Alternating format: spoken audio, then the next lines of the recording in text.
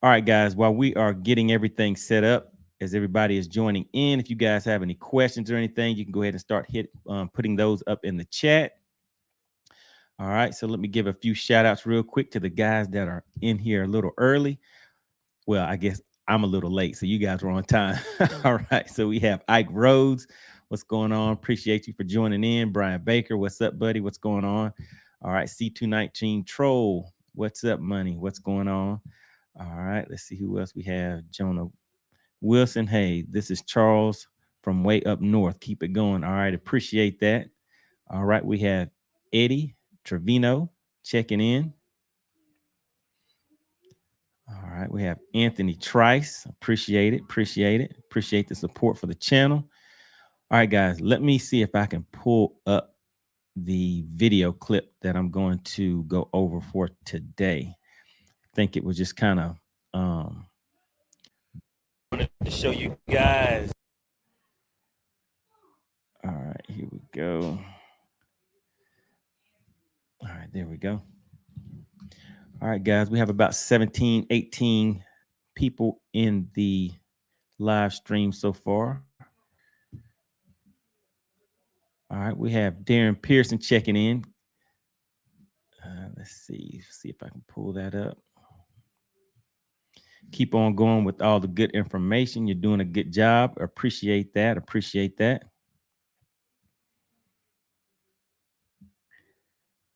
All right, guys, let's see.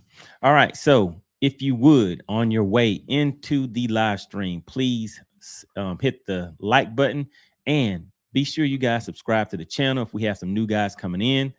And as you guys know, we put out videos every week. On Wednesdays, we do the How Would You Fish It? Kind of like a episode tutorial where I put out a video clip of me actually out on the water, just showing some electronics imaging and just something that'll give you guys an idea of what you're seeing on the water. And from there, you just determine what type of bait you would use and how you would fish it based on the water temperature, things like that. So guys, that's every Wednesday. On Tuesdays and Thursdays, we generally try to do some type of electronics tutorials. Today is Tuesday. So for Tuesdays, we started doing the live stream. Really appreciate you guys supporting the channel with that. All right, so for today, guys, it's pretty much going to have 3 parts in it that we're going to be going over. So we're going to start off with some on the water footage, and that will be from the Mega 360. I have some with the 1.130 update, well, the original version of that, and then I have some footage with the 1.150 update on there. The other thing we'll do is just go over just a quick fix to show you guys how to restore your settings if you're having any issues with your Mega Live system. And the last thing will be something I mentioned to you guys in the last stream where I cut the wires on my Mega Live and had to go in and repair those myself. So appreciate you guys tuning in. Let's see who else we have coming into the chat room. All right, we have S. George. What's up, Money Bass? What's going on? Appreciate you coming in to support the channel. All right, guys. So, another thing. This weekend, guys, pretty excited about this one. Gonna be headed to Eufaula, Big Bass Lake.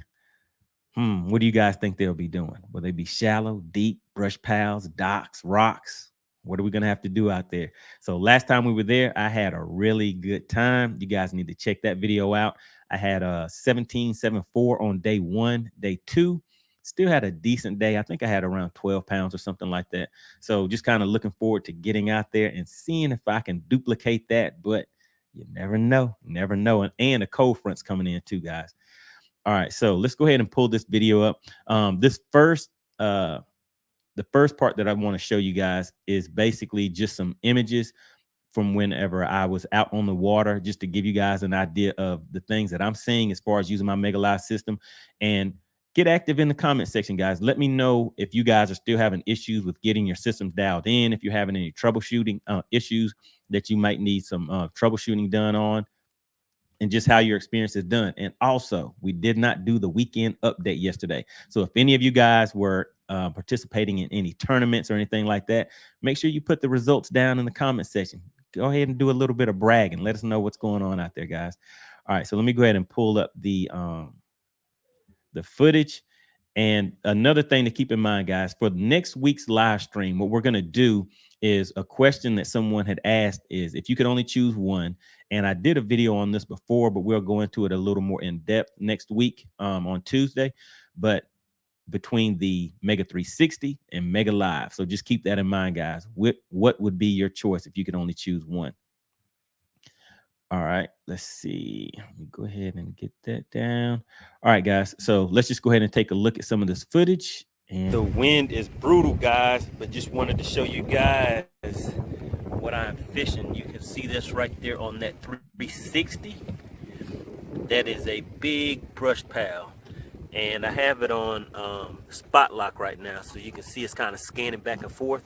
But I positioned the boat in the wind to where it keeps that trolling motor lined up with that brush pile. So you can see it sweeping back and forth.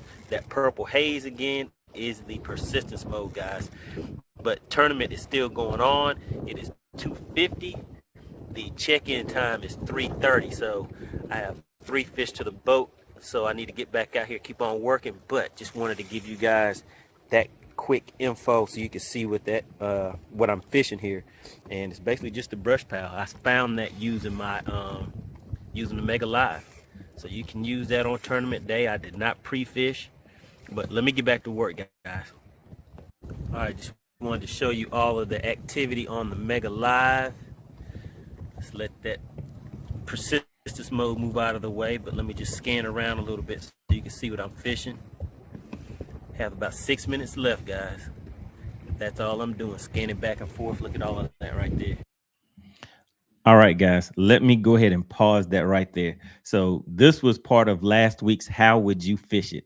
So it was very interesting because somebody like C219 Troll, they know exactly what they're looking at on this image. And C219 Troll is a crappie fisherman. He does a lot of crappie tournaments. So when he was looking at this image, he knew that that is a lot of crappie mixed in there. So there are bass in there. They were down on the bottom, but they weren't as active as those crappie as far as following the baits and everything. But just wanted to show you guys that image right there. So that's a pretty clear image. Of course, my screen could be cleaned off a little bit better, but and also I could have dialed this in a little bit better, but this was during tournament time and I was able to see what I needed to on the screen. But just wanted to throw that out there. So if you guys do want to go back and take a look at the How Would You Fish It from last week, this is some of the footage that was used in that video. All right, let me go ahead and continue playing this for you guys. It looks good. All right, look at that lay down right there. All right, and this was on Clark's Hill right here. Now that's a big fish right there. It's in that brush pile. There's some other fish. Oh. Oh. Now that was a heartbreaker right there, guys. So look where I'm pointing at. You can see that large fish heading straight for that brush pile. It kind of ran those smaller fish away. And just as I was pointing at it, I can't say for sure whether it was that one, but you know how we are as fishermen. It had to be that one that pulled me down in there. All right, and this right here is some footage basically showing the distance. And you can see that bait hitting out at 65 feet, and then it kind of pendulums down toward around 60 feet. And let me see, I'll play it again in a little bit slower motion, but you can see that out there. And that's basically all this is for the guys that were kind of curious as far as getting their units dialed in. And this was some footage that some of you guys may have seen on one of the previous videos, but these fish are coming in at around 65 feet out. And this kind of gives you an idea where you can take a look at the different pallets. The pallets, for example, the one on the bottom is the 10-inch screen that's set on pallet number 11, and the one up top is pallet 3. So you can adjust those to allow you to see different amounts of detail on the screens.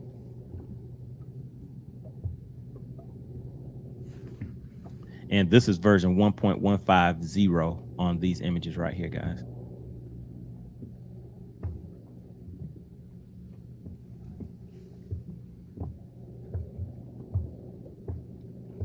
So has anybody been out on the water this weekend? What did you guys do this weekend? Anybody get out there, do any tournaments, anything like that? Or is everybody just looking forward to this weekend coming up?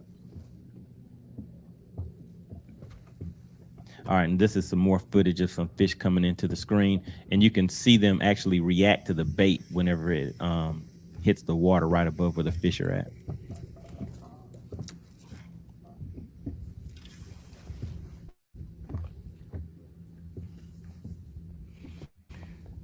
That's my bait coming down right there.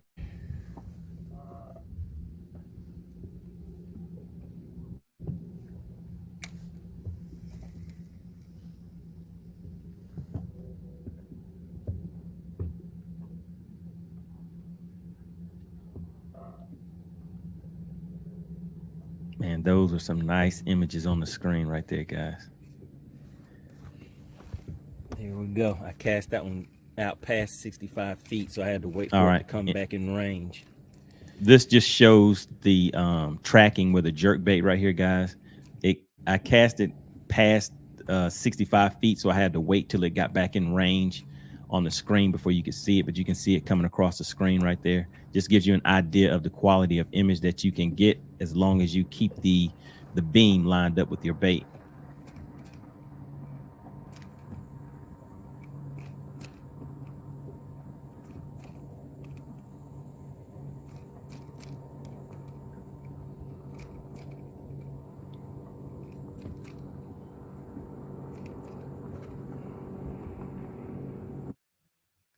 All right, there we go, guys.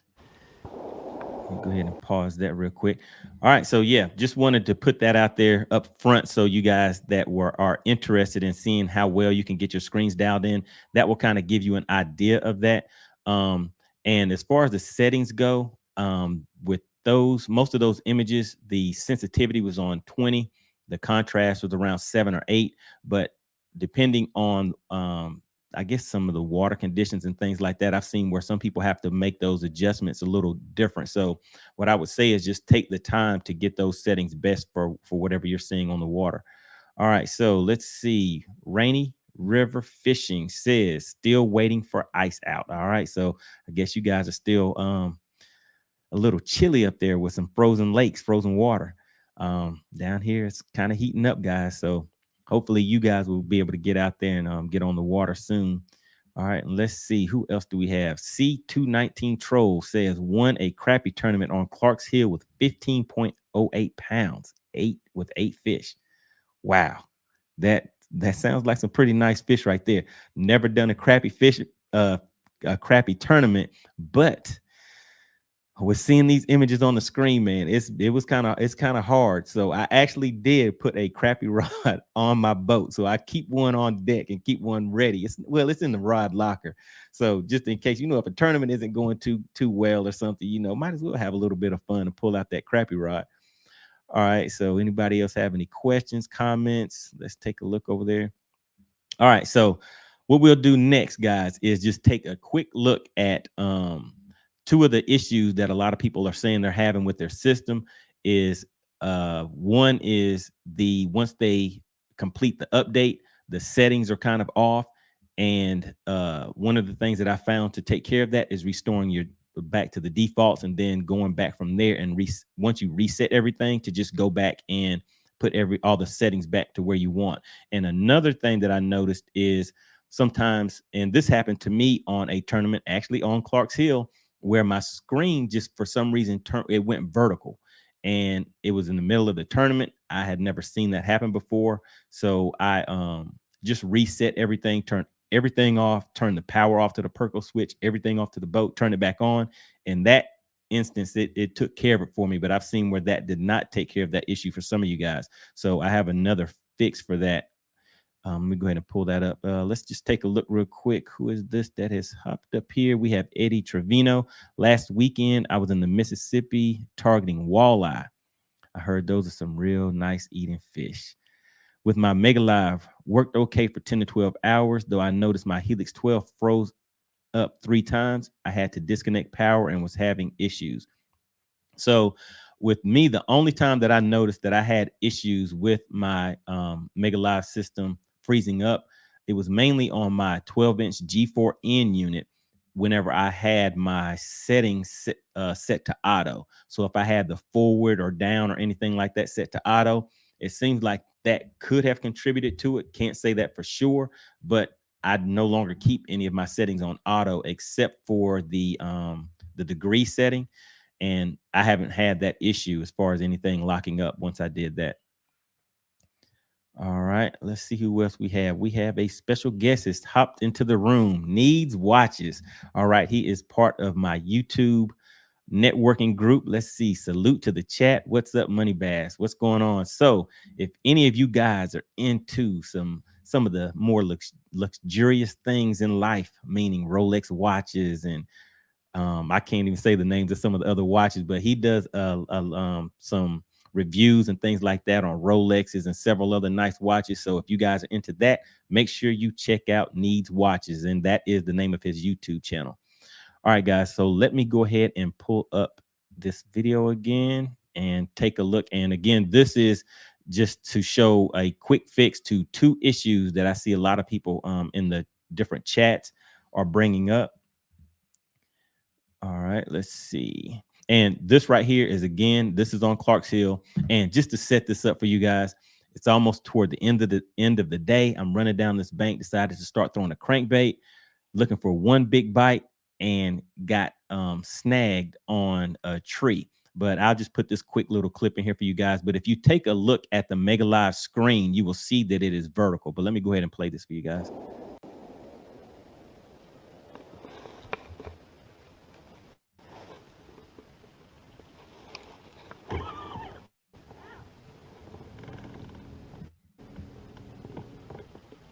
And as you can see, that screen is still vertical. And again, that fish had pulled me down into that lay down. And I was thinking that this was going to be the game-changing fish of the day. Pulled it out, and the thing is not too much bigger than my crankbait. After all that, look at that little fish. Man, I thought something big had pulled me down into that tree. That's the way it goes. That's the way it goes. All right, guys. So today, what we are going to look into is basically a fix for two common issues that I hear people say that they are having. So one of those issues is, if you look on this screen, this is directly after the 1.150 update, how my screen looked. And I have been out using it, of course, as you guys have seen on the previous videos, and it did not have all of this noise on the screen.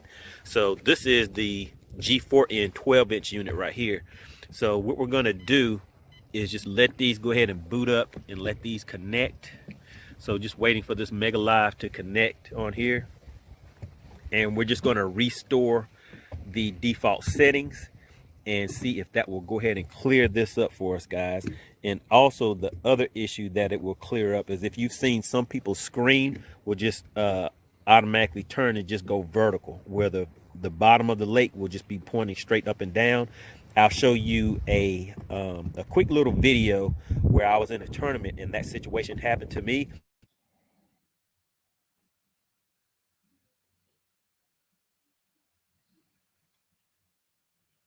That's just showing you again where the screen was vertical. And what I did in that instance is I turned all of my electronics off and also turned my Perco switch off so that there was no power going to anything. Then I turned everything back on, and that cleared it up for me. But this other thing that we're about to do is a way to fix that. So let's see, this Mega Live, we're just waiting for it to connect. Let's go ahead and see if it's connected yet. All right, so it hasn't connected yet. Sometimes it just takes a few minutes for that. And like I said, we're just waiting right here for this Mega Live to just say connected. And then that way we know this 12 will show the live imaging also. And then we will go ahead and walk through these steps for you guys. All right, so it's connected now. So from here, what we do is just go to the Mega Live screen, and as you can see, it has all of that noise and everything on the screen.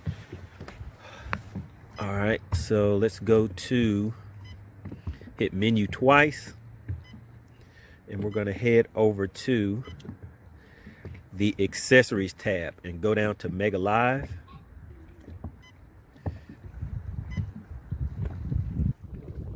Hit the right arrow key, and here you will see restore Mega Live settings. So before we restore Mega Live settings, what I would suggest you do is go ahead and take a picture of each one of your screens that are going to be reset so that you will know what your settings were if you want to keep those settings.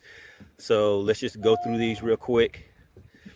So interference rejection, I have that on low. Boat icon is off. Overlay waypoints on. Mega Live installation. Now let's go to that. Hit the right arrow key, and the installation depth is currently on 0, but that should be on 2. My port starboard installation is on starboard because that is the side that my transducer sits on, which is the right side whenever we're facing out this way. So my transducer sits on this side. Some of you guys may have it on the other side, so you want to put that on port. Use AHRS, and I have that on pitch and roll. All right, so let's exit out of here. Go down to restore. All right, so we can go back out of here. And all we're doing, guys, is just making note of all of the settings that have to do with Mega Live imaging. So that is within that menu. There were just a few settings in there that we actually changed. So like I said, make note of that. So this was one. Hitting this right arrow key takes you to screen number 2. Backing back out of here. Let's go back to, let's see, just make sure we're not forgetting anything, guys. And you just want to make sure your user mode is on custom. All right, let's see. Just double checking everything, guys. It never hurts. All right, so now we just go back into the regular menu and just make note of this, all of what your settings are on. So you have this on auto. Well, I have this on pinging on. Mega Live is on auto, sensitivity 20, contrast 7. So you guys can just take a look at all of that down here.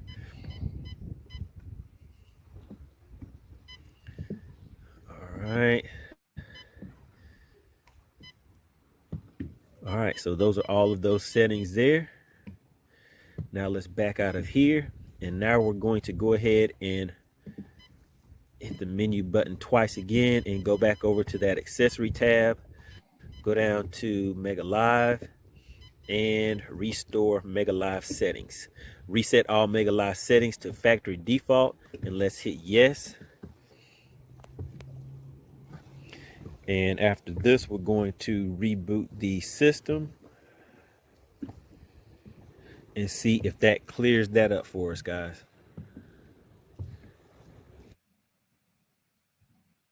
All right, so there you have it. So that is basically the way to go in there and restore your system settings for your Mega Live system, and it'll probably take care of some other issues also. But right now, those are the main 2 things that I have used it for, and that was just to kind of give you an idea of a way to get familiar with those settings. So whenever you do have to make that adjustment, that you can go back and quickly set everything up the way that you need to have it set. So if you take a picture of your settings beforehand, it'll be a way for you to easily track and restore everything back to the settings that you had prior to putting it back to the default settings. All right, let's see who else we have that has hopped into the chat room. All right, so Darren Pearson, he says, let me see, he had the same problem, what Humminbird told him. Let me see, to make sure the 5-port hub that he had good power. If not, it will make your Mega Live freeze. So yes, you definitely want to make sure that you have, I believe, I mean, well, you want to keep it as close to 12 volts as you can. Sometimes it may dip a little under that, and I believe that's when you can start having problems also. So that is a good thing to take note of. What Darren Pearson said is to make sure that your power, that you're keeping an eye on that. All right, let's see. We have Craigaria says, did you try your dynamic contrast on 2? Saw another video that did this and it blew my mind. So yes, I've tried it. I kind of adjust it, and as you can see on some of the videos, I will keep 2 screens on the Mega Live screen so that I can put different settings on each one, and that will allow me to, as I'm adjusting them, to get it dialed in the best way that I can. And from there, I'll just go ahead and put the main screen that I'm going to use on the best settings, and then change the other one back to maybe 360 or mapping or something like that. All right, then we have Joe says, Eddie, let me see. I had the same thing last weekend. Mega Live Restore worked for me. All right, so yeah, so he was just responding back to Eddie, and he says that he had the same thing. So yeah, so I've seen that work, and it did work for me also. All right, and let's see, who else do we have? All right, so Tony says, so did the restore get rid of the snowy image? So the snowy image did not go away immediately once I booted everything back up. I had to go in and adjust the sensitivity, contrast, and the dynamic contrast. And I did notice that whereas I had it on sensitivity on 20 prior to that, I believe I kicked it down to in the low teens or something like that. I'd have to go back and check again, but you just go back and just kind of tweak those settings again, starting with your sensitivity and the contrast, and just get those back dialed in. But no, once I restored the default settings, it did not immediately get rid of all of that fuzz that was on the screen, because it kind of seemed like it increased everything. So I had to decrease the settings in order to get those images back clear. All right, let's see. Did anybody else have any questions, comments? If you guys do, you can go ahead and put those down in the comment section. Have a good little showing today. Have some guys that are pretty interested in the topic. Hope this is helping you guys out. And as always, guys, remember, we are here as I guess, the Money Bass Network, just to help each other out. Whether you're a tournament fisherman, you're out on the water fishing for fun, out there with family or whatever. Let's just try to help each other out, guys. A lot of guys have invested a lot of money into these units and just want to get the best return on that investment. So even if you guys are retired out there spending time on the water, or just out there with the kids, grandkids, let's just make it a good time for everybody, guys. All right, so on this last part of this video, this was what I was telling you guys about, where I actually damaged my wire and it was not covered under warranty. I mean, I had a brand new Mega Live system, and I ran my wiring in a way to where it allowed the pull cord for the trolling motor to damage my wiring. They would not cover it, so I had to figure out something on my own to get that taken care of. So let me go ahead and pull this back up here, guys, and let's just take a look at that. I am back home. It is cold outside, and it is probably going to get dark soon, so I have to get this fixed correctly and kind of fast. So what happened to me today, guys, is I was out on the lake. I went out on the lake specifically to do a lot of scanning with my Mega Live. I get out to the lake, and it eventually loses connection, and it does not connect. I'll show you guys on the screen what I'm talking about, what I was seeing out on the lake.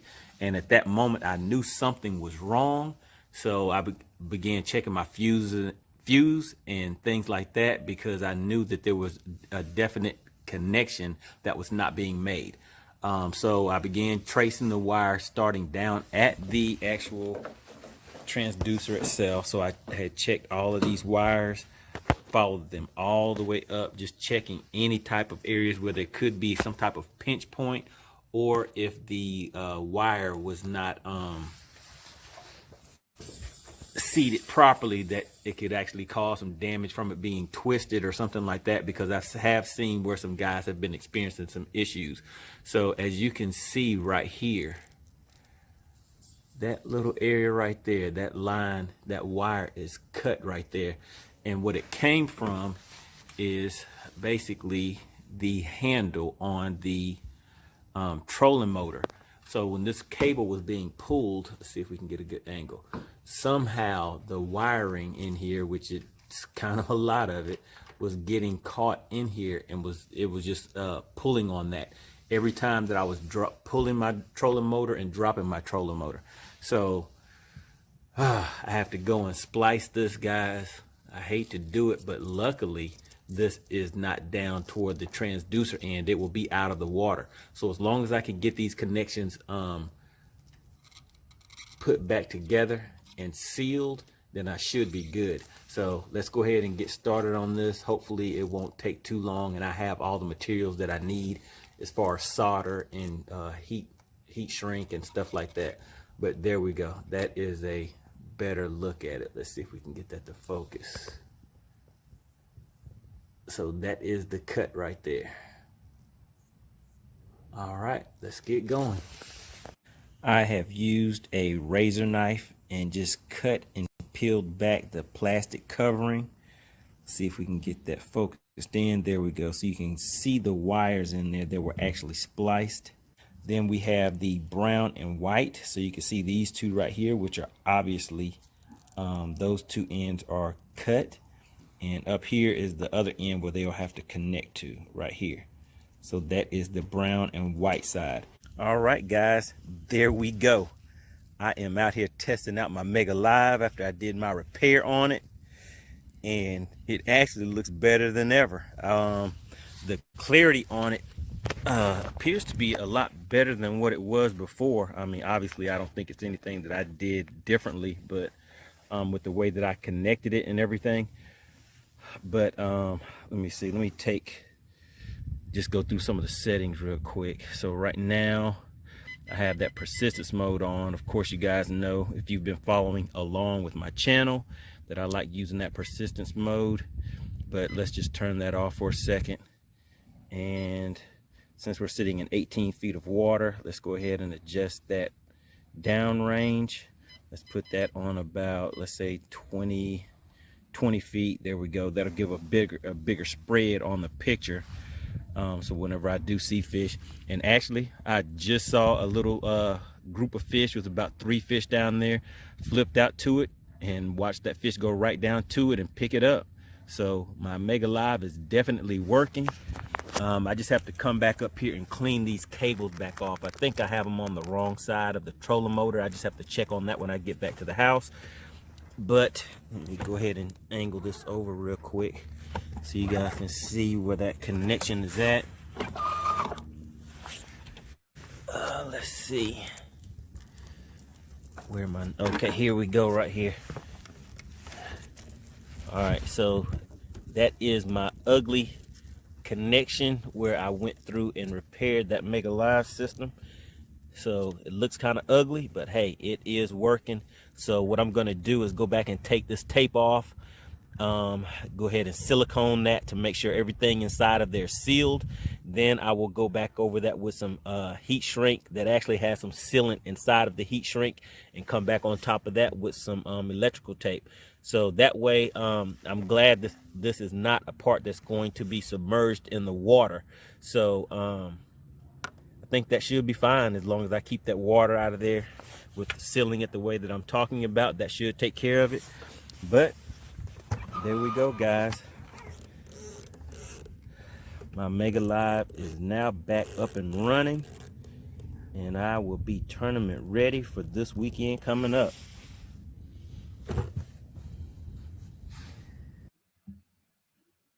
All right, guys. So as some of you guys may know, if you have been following my channel, this video clip was done right before our season started. So I had it working that day. A few days later, before I even made my first cast that morning of the tournament, it disconnected again because the wiring had came loose on me. It was just wasn't a good feeling. So but as you guys know now, I was able to eventually get it fixed, get everything taken care of. So we're all good now. And I did end up getting a second place finish in that tournament without the Mega Live. Just had to get my mind right and get back into the swing of things. All right, so those were the 3 topics that I wanted to just go over with you guys for this live stream.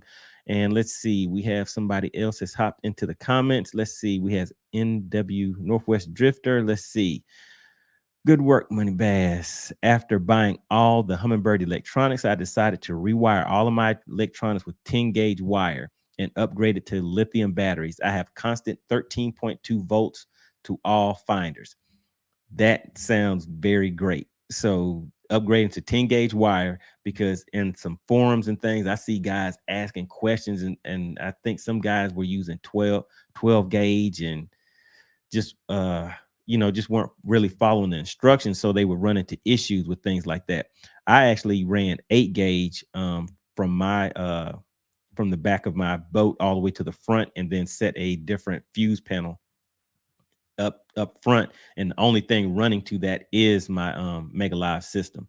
So that is definitely a good setup. And with those lithium batteries, I may try the power pole charge. I've been hearing some really good things about that, but the only thing about that is the cost. So you might have to win one or two tournaments to get some funds coming in to kind of finance, well, not finance, but just go ahead and take care of the payment for that. But in the lithium batteries, I thought about getting the lithium batteries, but right now I'm running everything off of one AGM battery. All of those electronics you see, and I haven't had any issues. But it is connected to the Perco switch, which connects it directly to one of my trolling motor batteries as a backup. So I've had to switch it over to that just a few times whenever it's been very windy outside, and maybe the live wells are running all day, something like that. But other than that, my setup has been pretty good. All right, let's see. All right, we have a long time subscriber, supporter of the channel checking in. Chauncey Davis wanted to check in, still at work. We'll save the vid and rewatch it. All right, really appreciate that. Chauncey is he fishes on the co-angler side, does a lot of BFLs. I know he's out here on Lake Lanier. Really appreciate you continuing to support the channel. All right, then we have Ike Rhodes says, Northwest Drifter, what battery did you go with? So I guess as far as the lithium battery, what brand did you use? Because there's a lot of different brands out there, and some of them have have more features than the other ones. We were having a discussion about that the other day, as far as ones that actually have Bluetooth, where you can monitor the voltage on your phone. I guess some of them may send an alert or something like that whenever the voltage gets down too far. I'm not really sure about all of those features because I haven't looked into lithium batteries yet, but they seem pretty high tech. So maybe that'll be something in the future, but I don't know. The cost of everything, guys, is kind of getting up there. All right, guys. So please make sure you hit the like button and continue to support the channel. Again, we do the live streams on Tuesdays at 8 p.m. On Wednesdays, we do the How Would You Fish It, where we just kind of get together, go over some different lures and everything like that based on what type of structure, cover, or fish that we see on the screen whenever I play that video clip for you guys. Um, Coming up, I will be heading to Eufaula this weekend. That is going to be a 2-day tournament. Kind of looking forward to that, guys. You never know what is in store, but this will be my first time going to Eufaula with my Mega Live system. And of course, everybody has seen how they have been killing them with the jerk bait, tracking that jerk bait on their live imaging system. So I might give that a try. We'll see, but definitely something I'm looking forward to. All right, guys, let's see. Do we have any other questions? All right, Mark Scott says, I'm running a 125 amp hour lithium.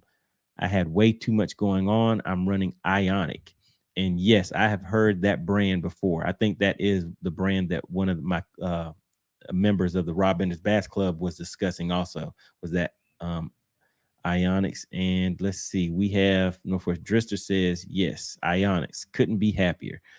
All right, Ike. So Ike says, thanks. All right, guys. So hope that has helped you guys out. I appreciate you, as always, supporting the channel. And make sure you guys get active in the comment section. And I will see you on the next video, guys. Thanks for tuning in.